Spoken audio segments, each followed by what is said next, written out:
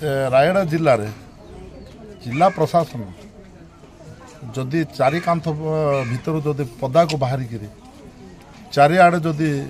बुलाबुली कर देखे ताले निश्चित भाव में इमितर आउर बहुत परिवार अच्छा ओली खाइले ओली खाइबा मिलूना। तो मु समस्त जिला प्रशासन को अनुरोध करुच्ची गत 24 वर्ष सरकार रो जो कलम कागज काम होता सेटा छाड़तु एवं गाँ गाँ बुलंतु एवं इमितर दुख परिवार मानक दूर करदे बोली मुझे आशा। 9 मासर छुआ को 9 दिन कि खाइबा दे पारना कि तार जो से निजे भोक मेंटेन कर पारना। तो निश्चित भाव में माँटा कौन कर छुआ को न छुआ भी मर माँ भी मर से अनुसार छुआ को माँ बिकी दी पुणी जेके कागज कलर बाउंड्री को लगिक नुआपड़ा आज आमे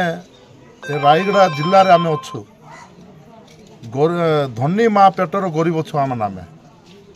माने आप देखु ये परिवार आम कौन फैक्ट्री अच्छी आमर कणी खालकाना सब अच्छी भरपूर अच्छी किंतु से छुआ मैंने आम दादन करने जाऊँ आज भोक उपास मरुचु एवं छुआ मान बिक्री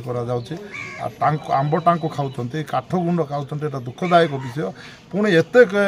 फैक्ट्री कल कारखाना अच्छी रायगड़ा जिले में। तो ये जिला प्रशासन आखि खुलिया कथा प्रत्येक पंचायत को प्रत्येक गाँ को जिला प्रशासन बुलवार आवश्यकता अच्छी। आ से कलम कागज काम कले आ शुणवार ना यहाँ निश्चित भाव में आर बोलिक आम दृष्टि देचु। 3 विधायक गोटे माननीय सांसद आम ये जीतुचु ए जिले में जदि कौन सी भूल करेंगे जिला प्रशासन अधिकारी आम मान तागिद करूँ एवं यहाँ को ओडिशा सरकार को दृष्टि आकर्षण कर देखेबू ये लोक